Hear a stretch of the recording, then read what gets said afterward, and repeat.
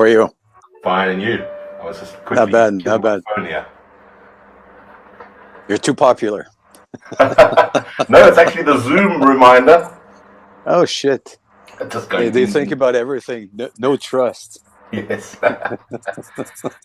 Yeah. How are you, John? I'm doing very well, and you? Yeah, not bad. Not bad at all. Oh.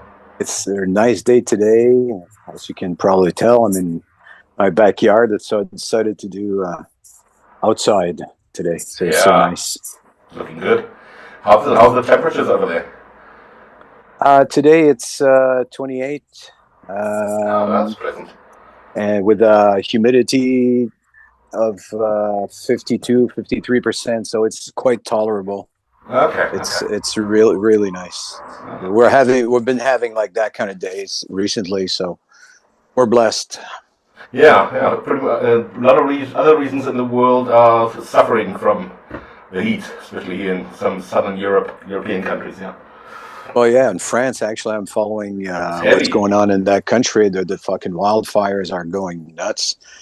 You know, my sister-in-law has like a cottage like in that area, like in the southern part, and near Bordeaux.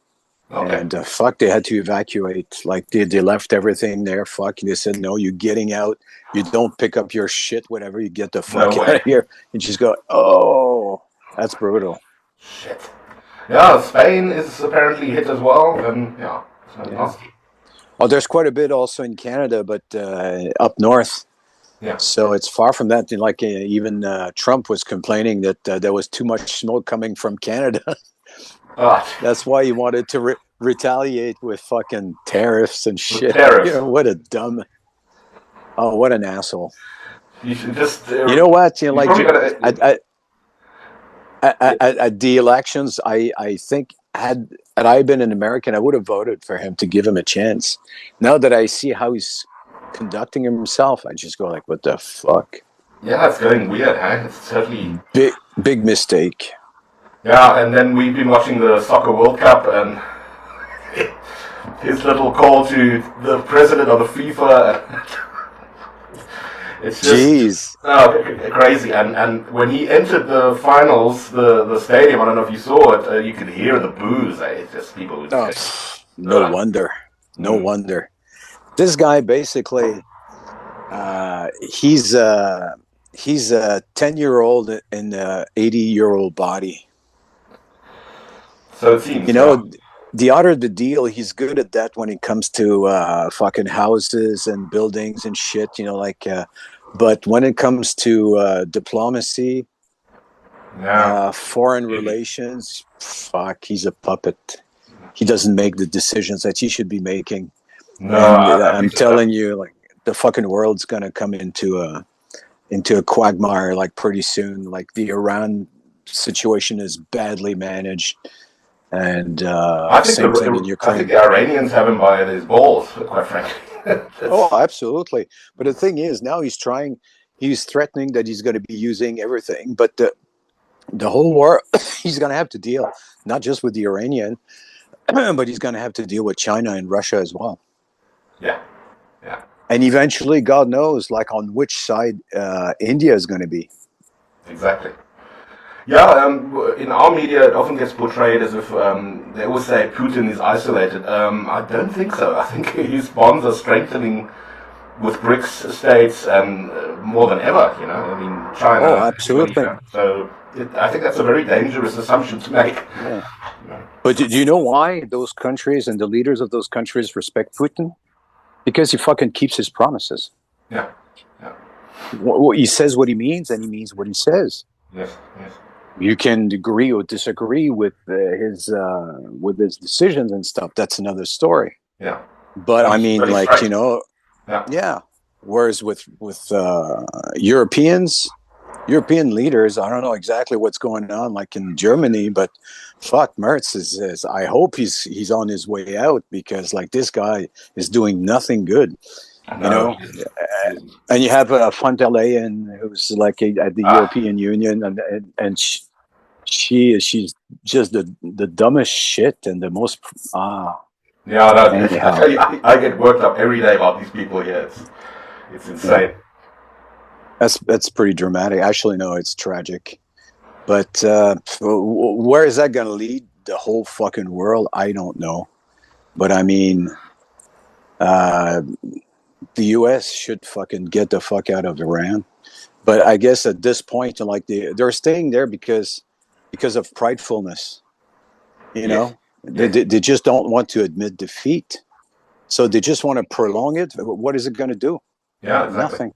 Exactly. You know, they're going to And run out of munitions pretty soon. and we've seen that before in various wars, Vietnam, and it's Well, we've seen it in Iraq. We've seen it especially in Afghanistan. You know, the way they just fucking left everything there, said, "Would get the fuck out of here. Get the fuck out of here." How? Like leaving fucking chaos. You wanted to instill, like democracy, whatever, like, and evict the Taliban's. You're giving everything back to the Taliban's anyway. exactly. What kind of stupid decision is that? And I Oh always, I man. always, I always say, like, it doesn't matter what equipment you have, you can't destroy an ideology. You can't. How are you Not going only to that, destroy? no, it's down to fucking material as well. The Yes, thing also. is, like they've been, they're going to run out of missiles, like and shit soon because like they can't produce nearly as much as what is required in Ukraine and what they've been selling. That well, fuck, like the military industry like makes tons of money and stuff, but they can't produce enough to provide enough missiles and ammunitions to the U.S. forces in Iran. They're going to run out pretty soon. Now they can count on the Israel, but Israel is going to run out too because like they get all their shit from the US. U.S. Yeah, yeah. So And uh, with Germany's automotive sector crumbling, and there's already talk of the big factories where they're going to stop producing, them taking over drones production and weapons production. So we're looking at a Germany that's rapidly arming. So yeah, but is it going to be for what purpose? To defend itself? Okay, sure, look, I mean, but I our politicians are under the impression that Putin's going to stand on our doorstep next year, which I think is complete insanity. So they've been standing on the doorstep of Ukraine for the last 4 or 5 years, yes, and they still haven't conquered it. What do you think they're going to conquer the rest of Europe? exactly, exactly. No. No, but Yeah, I think relax. it's just a guise for armament. They just want an excuse to bump So up armament for heavy. what purpose, John? No, Like, tell me for what purpose? I think I know what purpose. A lot of these people are heavy investors in Rheinmetall and all these weapons manufacturers. It's a money making thing. Oh yeah, That's of what I think course, it is.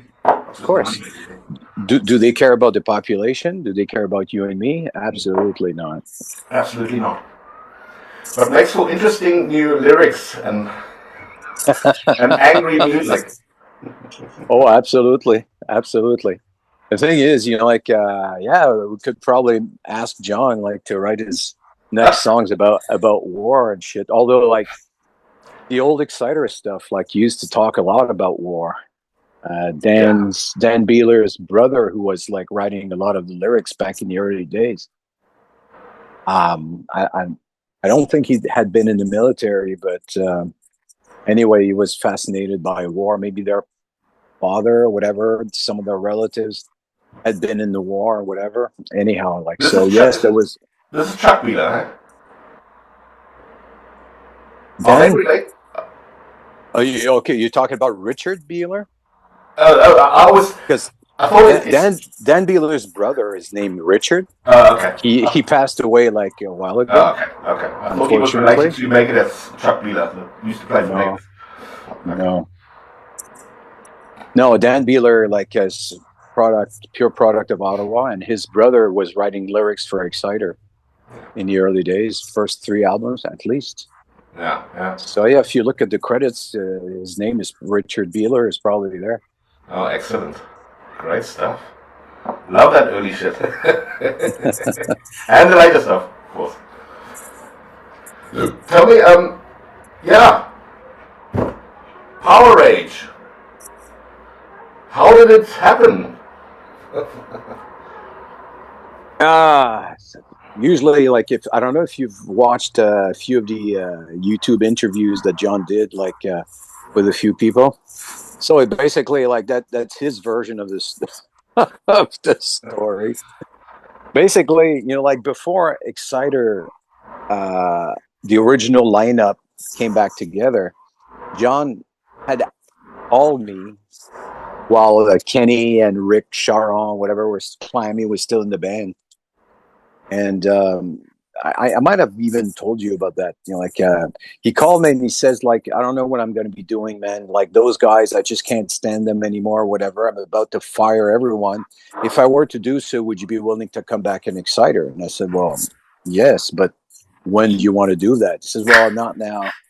I just want to make sure that if I tell them to go fuck themselves, you're going to be You're on the there. back burner, ready to come back. And I just went. I said, you know what? Do what you need to do, and then call me when you have something to offer, and then we'll see if I'm still into it or not. And that it was left, like he left it at it, and then eventually he left the band. Uh, Climby sort of tried to fucking. Well, Climby was the first one to be fired by John. I don't know if I told you about this story. No, And I then don't think Climby so. went to see a lawyer, and then this lawyer representing Clammy is calling John. Well, he's not calling John. John called him because usually lawyers talk to each other, but they don't talk to the clients, right? Like Yes, our. yes. So John was so fucking furious when he received the letter from the lawyer that he decided to call the lawyer directly. And then he said, "What the fuck is this shit?" And then basically the lawyer told him, like, if you want to fire someone, you cannot just fire that someone all by yourself. There's four people in the band. You have to have at least three votes against one. Uh-huh. And John said, no, I'm the fucking leader of this band.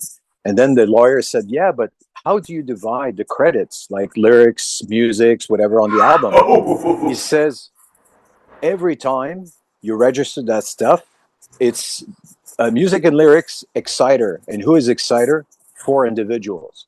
So basically, because of that, there's a precedent, whatever yeah, precedent yeah, yeah. that, and then you just go like, okay, that set the rule, and that means like everybody in the band has a voice. So Oh John said, shit. okay, what the fuck, we're gonna have a meeting. So then he has a meeting, and then he's asking Kenny. He says like, you know. I mean, he's not doing his job, whatever. What the fuck, like, and this and that. So, like, are you with me? If I want to fire, like Clammy, are you going to vote with me? And then he says, well, fuck, you're saying that he's not doing his job, whatever. Like, no, he says, like, do you want me to lie? If you don't want me to lie, no, I said, I would vote no. We keep Clammy in the band. And then John asked Rick, and Rick said, well, I don't know, man. Can't we just try to make up or whatever? Like the guy just didn't want to say anything. So John was fucking pissed off, man. And that's when he said to everyone, "Go fuck yourselves. Keep the fucking name. I'm I've had it. That's Yeah, it. I'm yeah, done." yeah, yeah. But he told those guys, you can keep the name. So they went, "Oh, okay, that's pretty cool." So Climby and Rick were not too crazy about having Kenny in the band, from what I understand. So Kenny was not part of the band anymore. And Climby ended up like fucking just fucking off, like whatever. And then Rick was all by himself. Then Rick called me and he says, like, do you want to be part of Exciter again? I said, what do you mean? He says, yeah, like I found this guitarist, like some guy I know from Ottawa. And he says, like, you could come back, and at least we'd have like half the Exciter band would just find like another bass player. I said, no. No, I'm not gonna fuck no original member in the band. No fucking way. I can play in that band if you want, but we're not gonna be Exciter. We can play Exciter shit if you want, Yeah, you know, yeah, but we're yeah, not yeah, gonna be Exciter. Fuck, yeah. that's fucking ridiculous. And then we tried for a while, but it just like, I think that Rick was not too motivated, whatever, and then he was complaining about a whole bunch of things. So in the end, I just went, okay, fuck, it didn't work. So John, after a while, well, during that time, like he in the meantime, like he went back to Exciter. They had like a few years like riding the wave, the interest, like the new original line. Wow, the original lineup would create. They never wrote anything.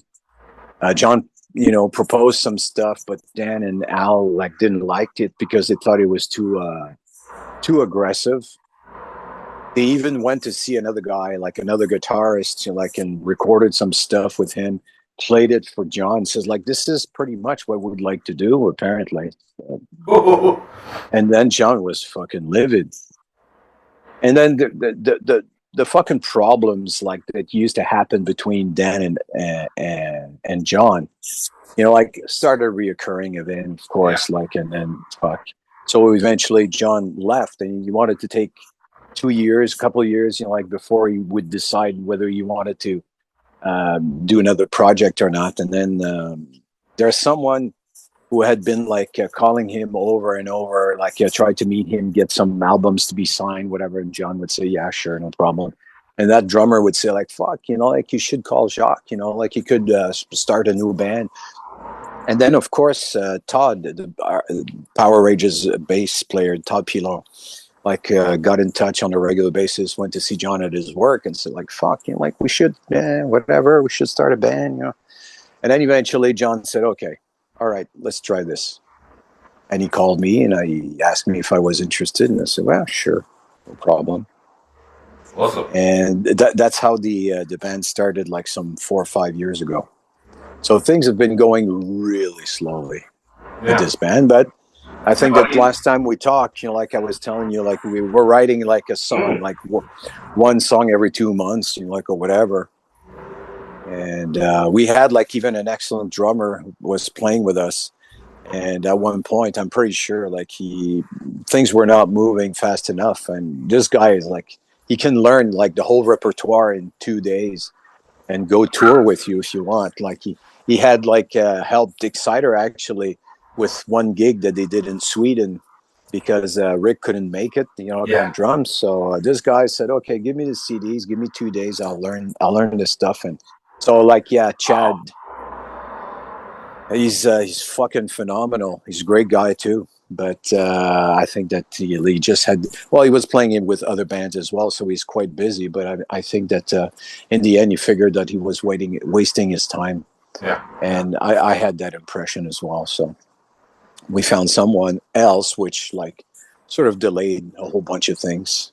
No, Because but here, like, then again, yeah, you go guys are ahead. also you guys are also working. You've got Oh fuck yeah, we're all not youngsters, so I see it with my stuff that no, I'm doing. I mean, it takes ages. I've got a guy in the US doing vocals for me as well, and it takes a while. It's just, but I'm not pressing it, so it's not like we have to appear live or anything.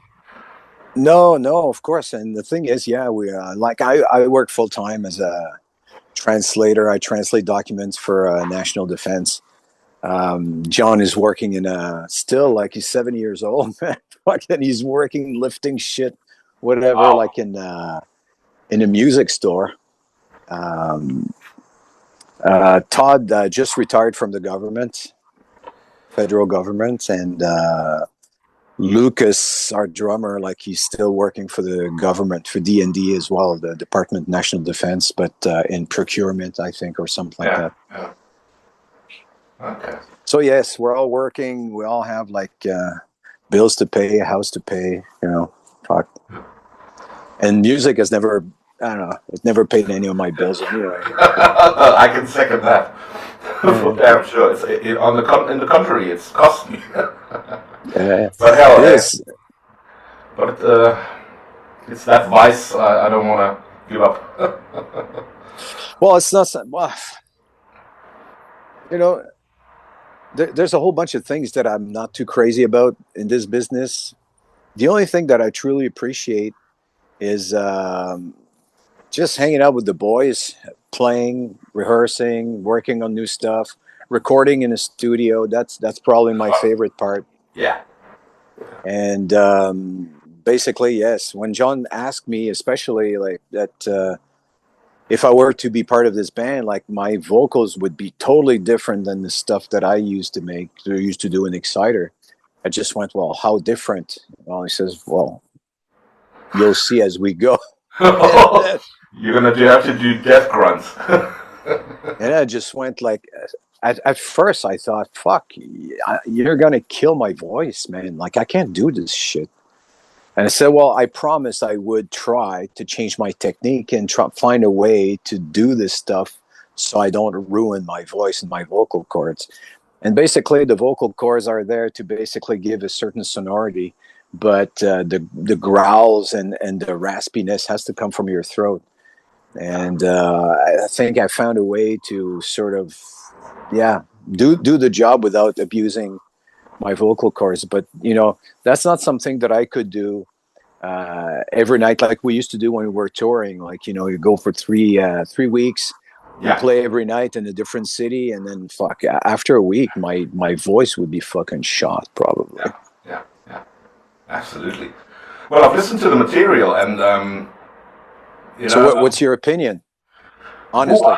look, I'll be brutally honest. I did expect it to be, like very fast, Exciter, like Metal Crusaders style, all the way through. And I was a bit taken aback at the beginning because it is a very different approach. It's still that very simplistic. I think John has amongst other artists that I could name, has that talent for writing simplistic stuff, but making it sound, wah, Yeah, Not many people could get away with that. Like a good example is probably also, you try and play like Motorhead. Like yeah. you could easily say, oh, that's simple. No, make it sound like that. I think it was Brian. I think it was Brian May from Queen when he played with them. When he walked off stage, he's just like, "You think this is easy?" Well, you know what? Like on drums and even on guitar, like guitarists who try to replace John Ritchie in Exciter, they never could play Good this luck. stuff properly. No, because he does not. One thing, he does not palm mute. He has this open like Lemmy. It's an open. It's just open chords all the time. Open course, yeah. Yeah. I No, mean, the way he uses and places hands like on the body or on the neck or whatever, like it's John's style. yeah. But I love that, especially in days like, especially nowadays where there are so many artists, and it's refreshing to still hear bands that have that own signature sound, like that own, or musicians, and that don't kill you with a million notes, and and that's what I like about the album as well. It's just, it's stripped down, it's bare bones, it's heavy, and I think my favorites are actually Haunted Hell and the closer, Black Mass. Dig those. Absolutely. But he The did Black Mass is everybody's favorite, I think. killer, and brutal. So And you got over your initial yes, disappointment. but that's always the problem. When one thinks now, okay, there's Jacques, there's John. It's going to be, ritual death, that kind of, just all the way, and the speed, and then he actually comes up with I think predominantly mid-tempo-ish album, and it took me a while, but but it's just because of that. Yeah, maybe it's a stupid expectation to always think, it's going to be like that. Oh, it's not stupid. It's normal to have this expectation after you've listened to like 5-6 albums from the same band, and then all of a sudden these expectations are totally normal. It's just that you're taken by surprise. Yes. Probably initially, probably taken aback in the sense that it's not what you expected. Now, does that mean that it's bad? Well, I guess you had to probably give it a listen a few times before you just go like, oh, that's exactly where they're going. And then you just go, okay. Look, I'm one of these people. I see a lot of these channels that seem to review 5 albums a day. I don't know how they do it. I don't know if they've got a workshop with 20 people that are listening to albums from morning till night. I don't know how you can seriously review an album in such a short span of time. I can't do that. And especially, I can't talk to you about an album not having spent time on it anyway.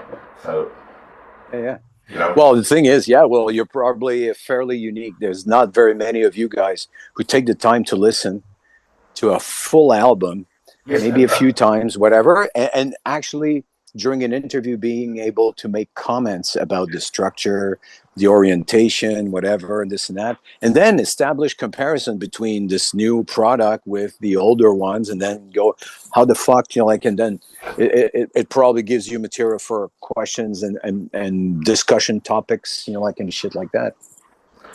Absolutely. But my my quick question now is, in retrospect, now, were you taking strain vocally, or did it end up okay for you? Well, at first, Because there's a lot of angry, snarly. Oh yeah. Well, that's what I was telling you earlier. Like, I think I found a way, because like I would be spending like 5-6 hours in a studio for each song, pretty much, because like John was right beside me with his fucking headphones, listening to every single syllable, and then he would say like, "Okay, this is not aggressive enough. This syllable, you should make it more aggressive, but then go down to, or do like a high falsetto note, and then the following one just go back down to." So, well, okay, now you don't want me to sing, you want me to do acrobatics. Yeah. And so, well, that's the way I want. So yeah, like there's a whole bunch of things that could have been good takes, but John didn't like it. No, not aggressive enough. No, not violent enough. Redo it. So basically, yes, it would take us like, I say 5 hours to record a song. Like it's a little bit exaggerated, because there's a lot of talking and adjusting and whatever, and chatting and redoing the world. Because we had lots of, there were 4 of us. Like there was Manfred Leidecker, was the producer, and there was the engineer, George. And the 4 of us had fucking a ball, like collaborating. These 2 guys, like, were listening to John and I, like, discussing, well, fuck, what do you want me to do, man? Like, you're more aggressive. I'm not going to be able to do it. Well, John says, I know you can do it, man, whatever. And the other 2 was just fucking laughing. Just going on. Okay, let's see what Jacques going to come up with. Are you going to bring out a making of? That's what I wanted to do, but I mean, hilarious. But nobody took any kind of shots or filmed anything. We were so concentrated what we needed to do. I think there might be like, a few really bad shots, like, where John and I are discussing whatever, but nothing that you could even put on the inner sleeve of an album. Yeah. Pity sometimes. It just runs its course, and then you find out, oh, damn. Yeah, true. Yeah, but in the end, the thing is, I really don't like singing that way. I have to admit, like, I'm not gonna fucking tell you any lie or whatever. I hate that, but I think I managed to do it without ruining my voice, and John is happy, because that's basically, that was my philosophy. When John asked me to sing like that, I just went, okay, I'm going to do my best. That's all I can tell you. And my best apparently was sufficiently good for John to say, okay, it's exactly falling within the concept that I want to have on the album for the vocals. Yes. I want the vocals basically to be that of different characters that are going to be like basically part of the stories that I'm trying to tell through the lyrics. And I just went, okay. And then, like the whole time I was recording, it didn't make sense to me, because you just, hearing bits and pieces, whatever you record. Okay, this part, is it good enough? Yeah, no, you have to redo it, whatever. But the moment I could listen to the whole thing, the vocals were done, the album was mixed, then it occurred to me that, oh my God, okay, now it's starting to make sense. Method to the madness now. That's right. So I just went like, okay, I don't recognize myself into that production, into that performance, vocal performance, but yet I understand that it makes fucking sense. And I don't regret anything. That was, to me, it was an experiment, and I'm pretty satisfied with the result. Good. And John was right. Like, in this sense, I figured, like, if John has an idea and a concept, there's no use in me trying to impose something that doesn't fit his concept. Like, as an artist, he knows what he wants, what he doesn't want, and the end result that he wants to achieve. And I just went, okay, I don't understand what the fuck you want to come up with, but I will trust you. And whatever you want me to do, I'll do it. And that's basically pretty much the way we've worked for all the Exciter albums as well. Yeah. Even in Assassin's Blade, like Peter would give me like vocal guides, like the drummer was singing. He had a pretty fucking good voice. Now he's a lead vocalist as well. So, this guy was pretty good. But anyway, so that gave me like a good foundation. But when I was recording, like the first few songs I recorded with Assassin's Blade, that was in Peter's studio in Sweden. And basically him and David, the guitarist, like they were telling me everything. No, not this. No, not that. No, we want a higher falsetto here, longer. And then I would do everything that they wanted me to do. And that's pretty much how I would work with every band, because I figure, like, I'm just a voice. I don't produce this stuff. I don't create it. I don't write the lyrics. I don't write the music. So basically, I can interpret it. But if I've got the right guidance, I will do it the way they want, and that's going to satisfy me more than sufficiently. Okay. We've got about 10 minutes more. I think we can probably reconnect with how's your time look? Oh, I've got plenty of time. Okay. No, so we've got 8 minutes, and then I think we would just reconnect. So, what has the response been from international? Have you checked anything? Do you follow it at all, or is it? Well, I've been sort of scouting, like the reviews, all the interviews that we've done, that John has done. There's a couple that I did myself too. All those people fucking love the album. I saw some very good ratings, like 8 out of 10, 9 out of 10. I think that I might have seen a couple of 7s and 6s. There are some people who don't understand the concept, so to them, like, everything is just repetitive, and those people probably didn't pay much attention to the whole album.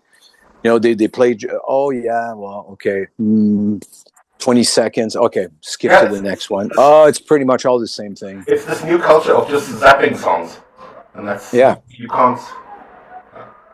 So basically, like, I think that the people who don't give a shit about it don't even bother reviewing it. Yes. So that feeling too. So the people who basically take the time to listen and to say something about it will give us like a fairly good review. The only thing is, though, this good review in itself, it's satisfying to a certain point, but it doesn't give you the pulse of the industry.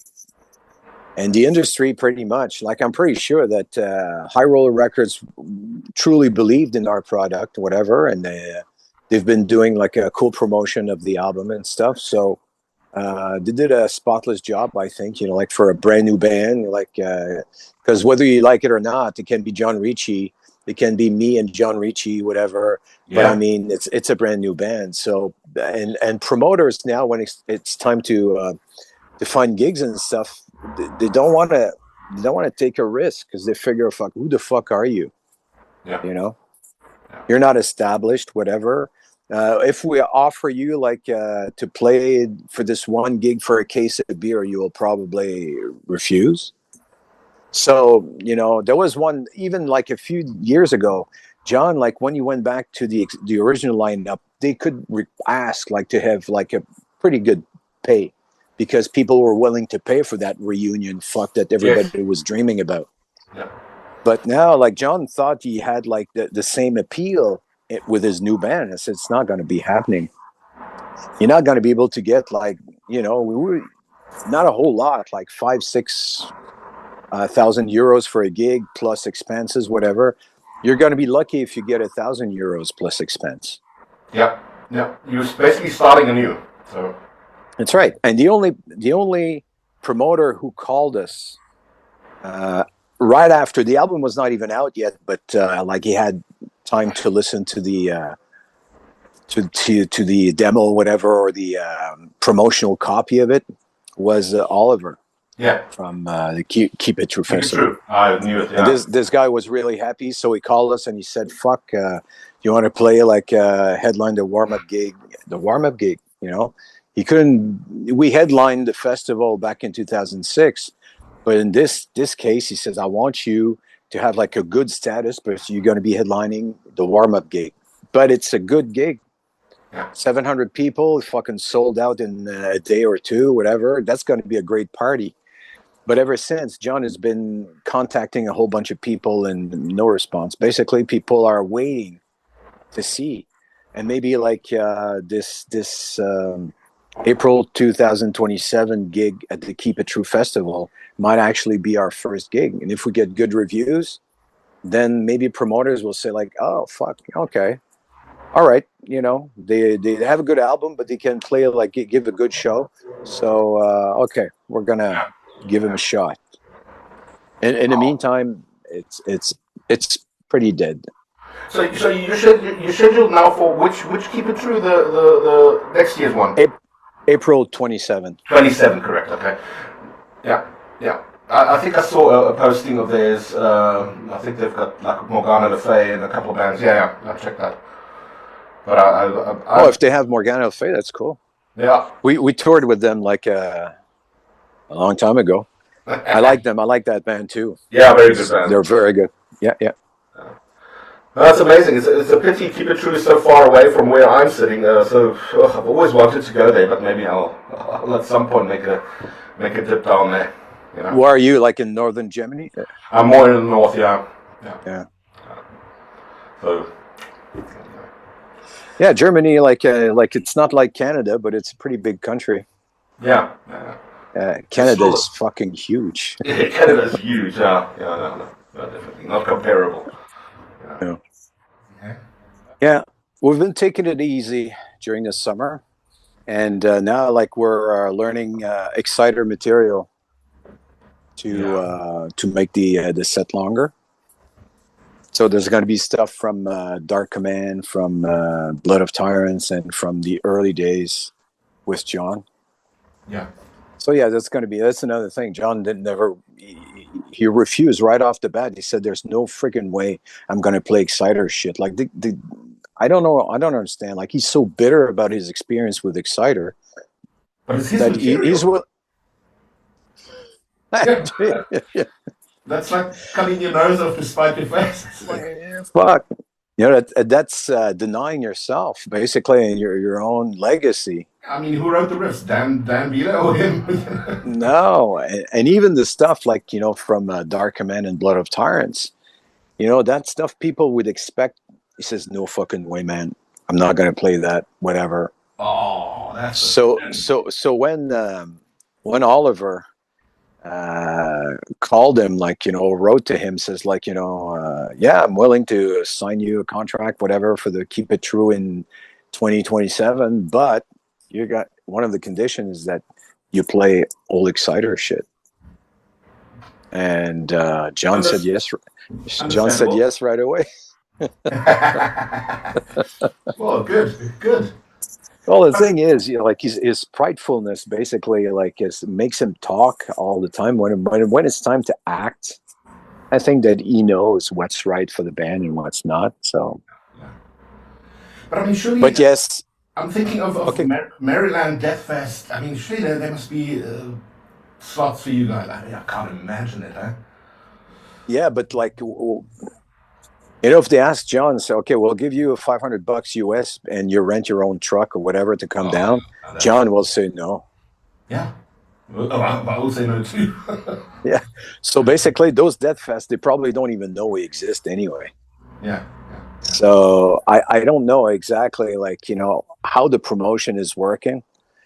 Gigs basically is the only thing we have to sell. Like, I think that there might be some t-shirts that High Roller Records produce, whatever. I don't even know if they're selling or not.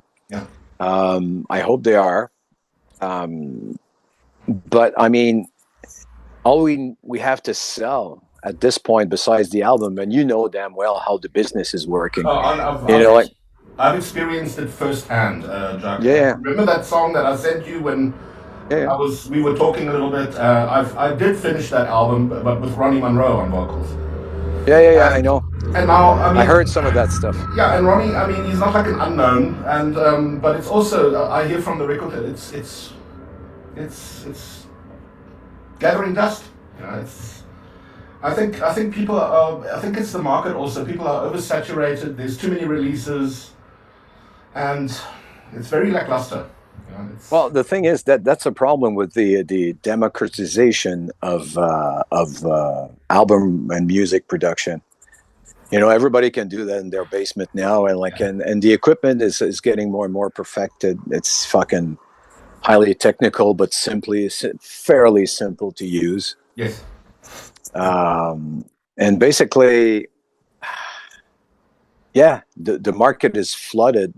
Bandcamp, whatever. Like, people are just happy with having like their shit on Apple Play or Spotify or whatever, Yes. and then they just go like, okay, but it's lying there, and is there any hits? And No. even then, like, you can have like 10,000 people will listen to one of your songs because they fucking love it, but it's gonna give you like maybe $2-3 like in royalties. No, it's a joke. It's a joke. And it's you almost have to become a multi what do you call it, a social media clown to constantly. I mean, the stuff I see bands doing, it's almost like I actually commented under this one band. I said like, when do you find time to practice? Yeah. It's just so it's just weird, you know, just to entertain all the way around the music. It's like 20% music, the rest is constant attention seeking Yeah. on social Well, media. guess what, John? Like on YouTube, for instance, what is the stuff that gathers the most hits? It's fucking like little girls like who fucking have a big mouth and fucking use their makeup. So like, oh, you have to use your makeup this way, whatever, this and Yes. that. And they get like millions of little girls who fucking think they're the coolest thing since sliced bread. It's fucking ridiculous, man. You just go, what the fuck, you know? People now, what's really in fashion that there's more and more of those podcasts is like a bunch of people, like 18 to 25, like talking about their personal sexual experience. They go, oh yeah, I do this. Oh Really? yeah, you do that. Like whatever. Oh yeah, but you know what my boyfriend did. Like whatever. And then they're all ha ha ha ha. It's not funny, but they're fucking laughing out loud because they want to look like they're fucking hysterical. But that's what sells. And these guys get tons of hits, and then you just go like, okay, we, the musician, worked our ass off to produce something that's going to make sense, try to invest some talent and time and whatever into it, and some, art craft. And, And it you just know, gets brushed aside. Yeah. yeah, the album, like on YouTube, like on the High Roller Records YouTube channel, had probably like 5,600 hits so far. Yeah. 5,600. It means like, and how many of those like come from the same people who like the album but don't want to buy it, like, and they're gonna listen to it on YouTube. Yeah. Nobody Eh. goes out and buy it. I've got stuff on Bandcamp. In my opinion, it's a content graveyard. It's Mhm. it's just a formality. It's sitting there. Yeah, yeah. And but I'm going to let you in on something. I actually did a test. There's this. Just to prove something. There's this app called Suno, where you basically type in. You can put in lyrics. You can put in a style. Blah, blah, blah, blah, and it'll finish an AI song for you. So me having my likes and hits on YouTube, Spotify for the music I do in mind that are very low, Mhm. but they're real. They're not bought or anything. Yeah, They're not fakes. They're real. So I came up with this Southern African white Afrikaans pop Schlager kind of singer, you know, like really schmaltzy. Hmm. It's AI. I came up with an AI character. He's on all the covers, and it's just songs about love and holiday and partying and stuff. And I tell you what, Jacques, it's been 10 days. I've got 5,500 views In 10 days. in 10 days. And I was lucky enough to get that onto a playlist for all the schmaltz.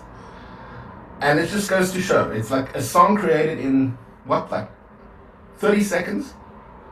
And people are lapping it up. There's even people commenting, this is great. Well done. No, so fresh. We love it. Yeah.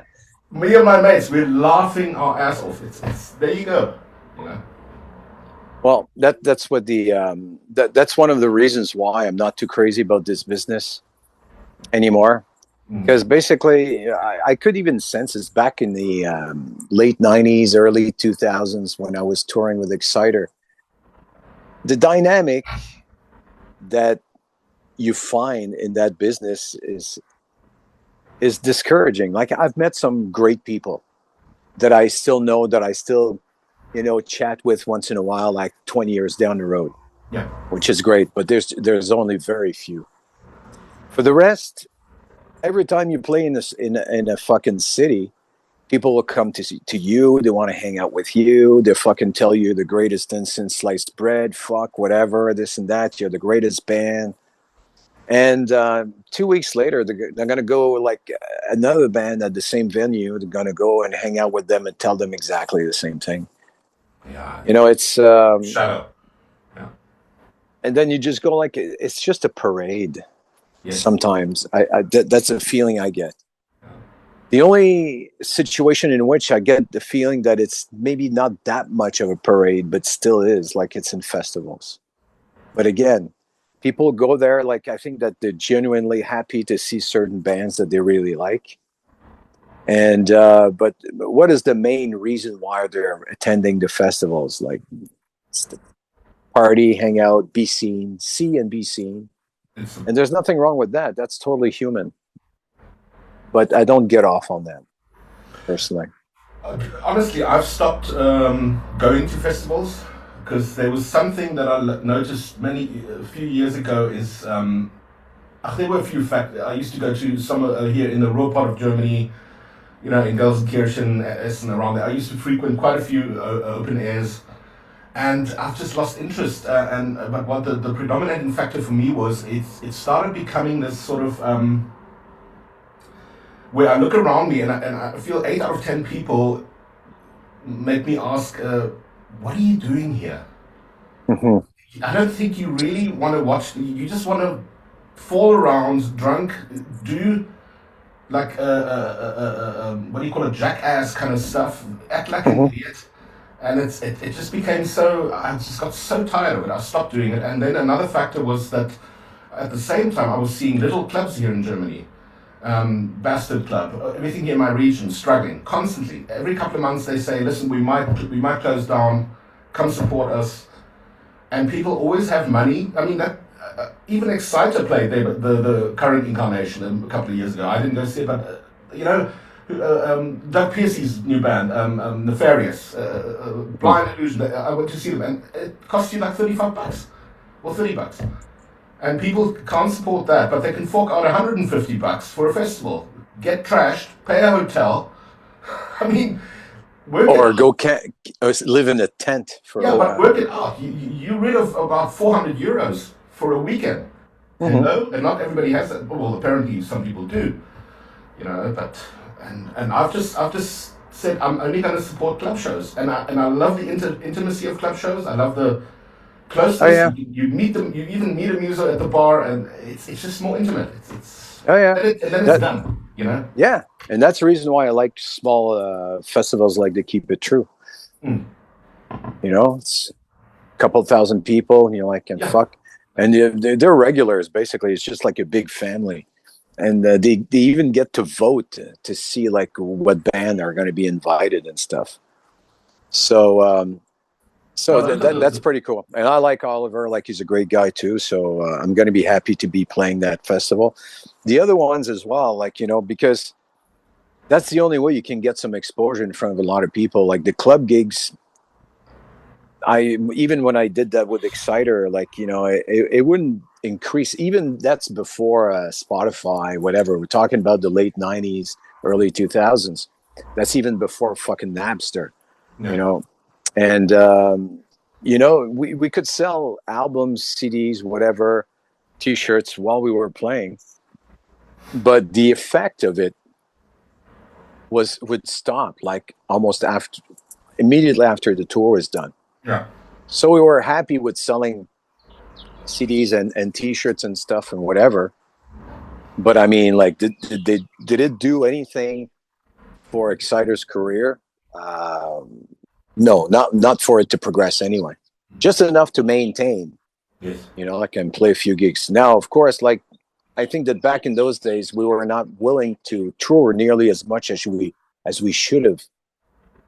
Because basically, if you don't tour, that's the best way to expose yourself. Even like album sales back, I remember like Dark Command, if I'm not mistaken, like if it sold like 15 or 20,000 copies, it's pretty good. Like it didn't sell any more than that.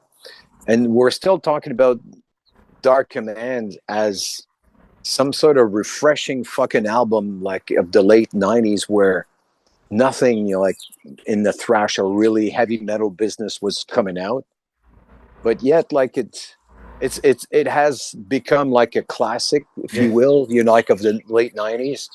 But did it bring anything? Did it further Exciter's career? Absolutely not. Yeah. Yeah. So we're doing it for the glory. Absolutely. And that glory is something that you can't imagine. Because in this case, we know damn well that most of the interest that there was for Exciter was in Europe and scattered all over the world, but like in very small pockets. But I mean, the domain of the interest and the attention, that Exciter was getting was from Europe. Yeah. So it's still the hub. Yeah. Oh, absolutely, absolutely. Yeah, but it's really. I mean, I think that lesson I've learned over and over and over. I mean, if you don't do it because you love it, then you're definitely going to be very disappointed. And that for me, I mean, I'm not worried. I don't do live anymore. I mean, also due to my situation, I'm not living in a big city or anywhere where there's hundreds of musicians running around. So I just do it by myself, record most of the stuff myself, get some people to sing, and that's it. But it's also, it's first and foremostly for myself. Other people sit in the basement and have a play train or something. Or collect stamps or something, I do this, finished, done, Yeah. And it's and if everybody hates it, then great, wonderful. Off. If everybody likes it, good. If everybody hates it, good. Like you don't give a shit because you're being creative, and your mind is working. You're using your talents. Fuck, and it. Like if you're using it like just to get attention. Then you're gonna go depressed because the era where like no bands could become like huge bands in an instant or in just a couple of years, like that era is over. It's past. It's beyond behind us. I watch channels like Rick. I don't know if you know Rick Beato. Yep. He's got a channel, very good channel. Not everything's like relevant, but I love what he says about the industry a lot. And there's another guy, Rick Hume, also an engineer, producer, and just the things they've said. It's like they monitor stuff and bring out interesting things and actually say, do you know how many rock bands have come out of the woodwork in the last 5 years? And did he give you a number? And I think he mentioned one. That made it. Obviously, there are rockers, but that made a dent. Mm-hmm. And they analyze about how the industry is really trimmed down to this. They don't want bands anymore. A single artist is easier to manage. You can hire 20 dancers, finish, they're gone. Rather than do it with one That's right. person, you don't have four people, five, and then they break up. Blah, blah, blah. So it's just Yeah, yeah, yeah. and now put AI on top of it, and you've got the show. It's really Oh, yeah, yeah. It's how you're going to invest your money now. It's no longer like yeah, let's find bands that make sense. Yeah, because like the tensions within the band, like everybody wants to be a fucking star overnight. So you have four egos, five egos in the same bands, and then of course, like one thinks he's the hottest thing, you know, like, and that the reason why this band's getting some attention is because of his work, and the other guitarists yes. are another, you know, said no, no, no, it's because of me, or without us, you're nothing, and then eventually, what the fuck are you talking about? And then I don't Yeah, know. it's and people forget that, then I also have to laugh. I don't laugh at them. I mean, there's some phenomenal musos out there on YouTube, and you know that they can play. They can probably put Ingwie Malmsteen to shame. You know, and even Ingwie's admitted that in a video the other day. He said it's incredible players, Mm-hmm. but you know, it's one thing But playing in your videos, and it's another maintaining a band, being on the road, managing your music, uh, staying up there. Yeah, yeah, yeah, yeah, yeah. yeah, it's a Oh different yeah. story. It's yeah, it's a different narrative. It's a different reality. And yes, you know, like where AI eventually is going to replace pretty much all the real shit that we used to produce organically, Yeah, and it's going to do it better. Now, but what is better? Like it's what is because better? it's going to Exactly. cost less. It's going to be just as good quality. It's going to be almost perfect. You can even program a little bit of imperfection in it so it sounds not too perfect. Yeah, But then you're like, yeah, it doesn't cost a whole lot to produce. And if it doesn't make any money, don't give a shit. If it does, then all the better. yeah, yeah. But the It's frightening. I mean, the actual. I talked to an engineering friend of mine. I said like the art of engineering sound and sitting at a desk and not just the pure engineering of it, not just the understanding of frequencies, and but the, I mean, think of Chris Sangarides or famous producers, Martin Birch, the art of crafting an album and crafting the band. It's dead. yep, It's over. yeah. But the thing is, like, it took those pioneers, highly technical and competent pioneers, to give material to AI to analyze Exactly. and Exactly. say like do like that now, Yeah. but with a little twist like this and like that, whatever. Exactly. Without the actual talents, It AI wouldn't wouldn't exist. have been able to do anything. Exactly. They have to steal It's from done. the, It, the, it the just organic stuff. it just pulls from the web. Yeah. Yeah. That's right. So you know, So why is it like, you know, when I first heard of guitar reamping, whatever applications and stuff, and some guys, you know, when you wanted them to mix your albums or your songs, like they would say, okay, what do you want your guitar to sound like?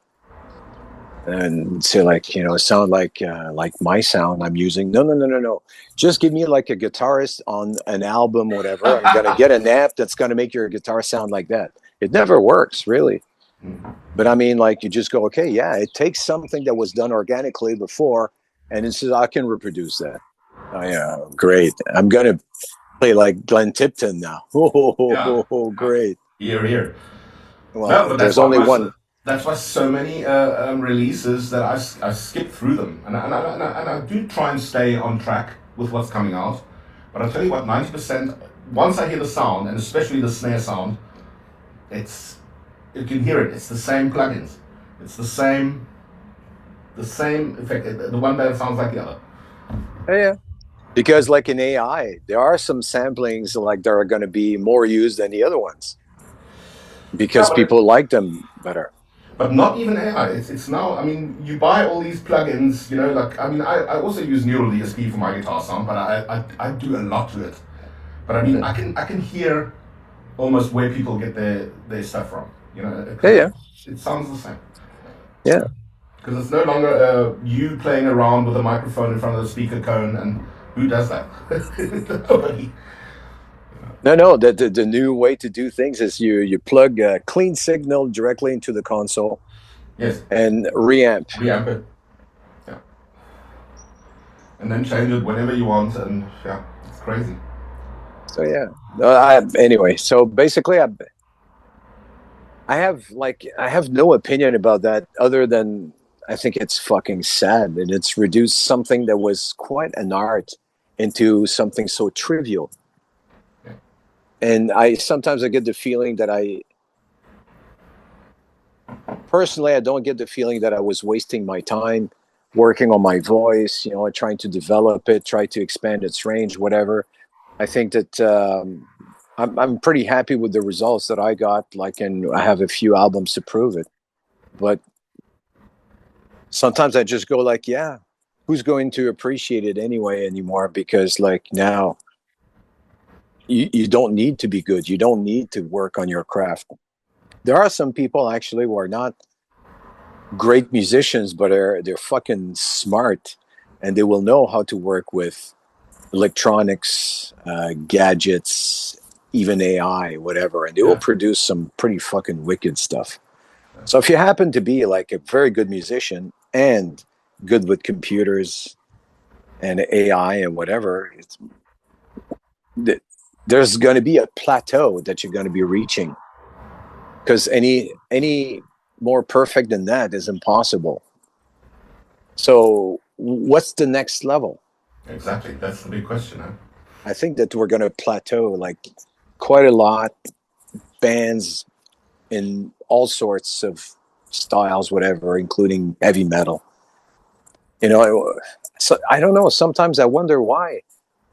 Why is it? Is there a reason? I haven't really thought or reflected upon that. Like all the old bands that are staying there, still producing albums, I'm happy for them, and still attracting people and stuff. Like being like the headliners of most of the big festivals, whatever. What is it that attracts people to those old bands?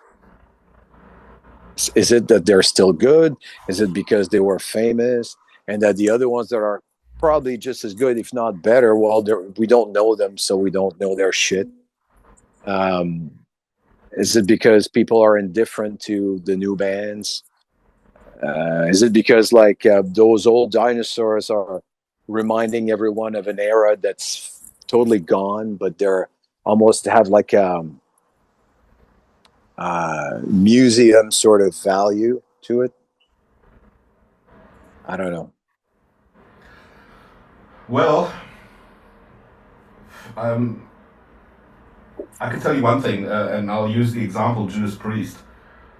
I saw them a couple of years ago, and man, the material is still there. The last album kills. It's really good. And I think as long as there's that kind of quality still coming from them, they're still legit. You know, Mm-hmm. my opinion. Well, the thing is, I cannot say anything about like I haven't listened to any of the Judas Priest albums ever since Angel of Retribution or Nostradamus, whatever. I haven't listened to anything ever since. I actually, the moment Ripper Owens like got part of the band, like I just went, okay, that's the end for me. Like I really like Jugulator. I really like that album. And Tim Owens is a great singer and stuff, whatever. It's no doubt about it. But to me, it was the end of Judas Priest. Mm. Actually, I would listen to Halford or Fight Yeah. much more than I would listen to the recent Judas Priest stuff. Okay. Yeah. I guess I was very attached to the voice, and because of that, I think that it's pretty amazing that Rob Halford can still sing fairly decently, but he doesn't have the same fucking. It's who could at Mm. 70s, past 70 years old. Exactly. You know. So No, to you me, can't. it's like, nah, that's not the Rob Halford. I still respect him fucking highly, but the what excited me about Judas Priest was mainly the voice, and it's not there anymore. So Yeah. Yeah. And basically that my interest for the whole music business, you know, the recent years I've been going back to listening to classical music. I that's what I was doing for a long time, you know, like until I started playing with Exciter, and then I started being reacquainted with metal and whatever, listening to stuff. But most of the metal that I have at my house, like or on my iPhone, whatever, is it's like old shit. You know, nothing recent. I think the most recent stuff is probably 20 years old. Yeah, yeah. And now, like, I'm just back to listening to Brahms and Shostakovich and fucking, you know. I also still love my old gems. I mean, they still get my look. I always notice when it's time to get in the car and I have to drive a distance. When I stand in front of my collection, it's always, and I still like to pop in a CD. It's the usual suspects. You know, it's a lot of the times it's the Metal Church debut. It's, you know, stuff like that. Yeah. Oh, timeless, and they still, it still gets me excited after all these decades. You know, it's Oh, still. yeah, yeah. There's a whole bunch of songs that I skip, but when Beyond the Blade starts Oof, playing, fuck, you're on the I black. just crank it up. I'll be on the black way. Yeah, Yeah. yeah. Killer. So I just fucking crank it up. That's it. Majestic. Oh, fuck.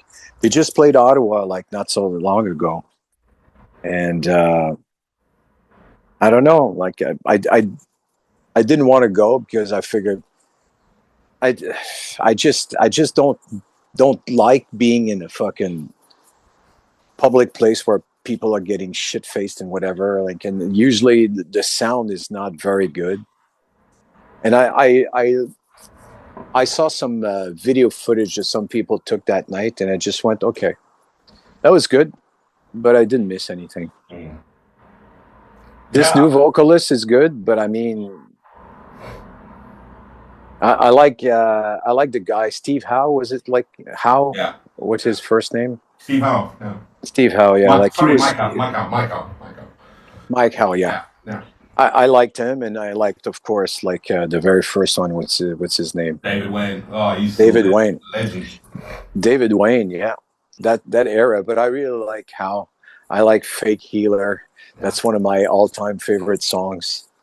And this guy, he was good, but I mean, I get the impression sometimes that good metal singers are more and more rare, especially when you have like an established band who wants to find a good vocal and metal vocalist. That you will have like a gem here and there. There's the guy who was playing with God bless his soul, the guy from Manowar, who had like a tribute to Manowar. That guitarist, what's his name again? Ross the Oh, Boss. Ross the Boss. Yes. Yes. Oh, Treatment. and he sang on one of the Metal Church albums. Yeah. Yeah. Oh, really? Yeah. Yeah. Anyhow, so this guy, like when he found like this guy was playing with him in his tribute to Manowar shit, and this young pup like actually could sing Manowar very well. Mm. So sometimes you're gonna end up on the jam or whatever, like in, but it's in metal. There's more and more rare. Like the young kids who want to sing metal the way it used to be sung by Dio, Halford, Oh, these Dickinson, real whatever. voices. Yeah. Yeah. Yeah, It's getting you rare. don't. No, you don't find that anymore. And when you Yeah. find one like he's fucking 50, 60 years old like me, like, yeah. So So we've got another 10 minutes, and then I'm gonna let you go. Are you anything in the pipeline? Are you working or just concentrating on excited stuff for now to get ready for that show, or is John already eagerly writing new riffs and? the thing is, I think that John is gonna see what this album is going to generate in terms of interest. So far, I must admit that he's very deeply disappointed for not getting any kind of return from most of the promoters he's trying to contact, or they just return like reply with generic message. Well, we'll listen to the album. We'll see. Um, he contacted the people from the and promoters that he's dealt with prior Look, when he Jacques, was managing Exciter, and no, like, oh well, yeah, but it's a new band, so we don't yeah, know. but this is also a really nasty trend that I've noticed now, and it's not only the music thing. People don't have. It's become fashionable to just simply not reply. Even with Oh, I find that even in my line of work as well. It's just like it's just gone are the days of even like you said a polite. Listen, we're very busy. We'll get around to it. No, no, or we've received your thing. No, no, no, nothing. It's just yeah, I don't it's have just time for that. yeah, it's just easier. It's Yeah, I easier to have just bigger fish to fry. yeah, exactly. So no, it's. I think that it reflects in pretty much every aspect of existence these days, in the West especially. People don't give a shit anymore. Everybody wants to be a fucking star. Everybody wants to fucking Saturated. draw attention. And if you get attention and likes and shit and whatever, then they're happy. Are they fake? They don't give a shit. Like, are they for real? Do they have something to contribute to society to make people's lives better or give them any kind of enjoyment? Well, yeah, it's an enjoyment that people use their, like how many times will you see, like even just on Facebook, like pictures of girls who are half naked, whatever, like some pure unknown people to just want to show themselves in the fucking bikini because they know that any guy is going to look at that and go like, oh yeah, she's pretty nice actually. Oh well, dude, they're going to go and watch their fucking profile, whatever. But then, like, what do they have to sell? Nothing, Yeah. nothing at all. They just want to get attention, and people are happy when they're getting attention because in their mind, it it makes them important. Yes. 15, Wow, you're 15 minutes of fame. well, yeah, but now it turns into fucking hours and lots of likes. But I mean, like it's like fake fame. It's like it's It not is. fame. It is. It's foam. It's It's superficial. Yeah. yeah, it vanishes in no time. Yeah. The thing is, like it's like love. Someone can tell you, I love you, I love you, I love you. Like in the moment you're gone, you don't exist to them anymore. That's how it happens. Someone will truly love you if you still have an impact on them when you're away, Yes. you know? And And you don't see that anymore. You need to be in people's face all the time because otherwise you're afraid that if you're not constantly in their face, they're going to forget about you. yes. And you're right to think so. Yeah. Yeah. Correct.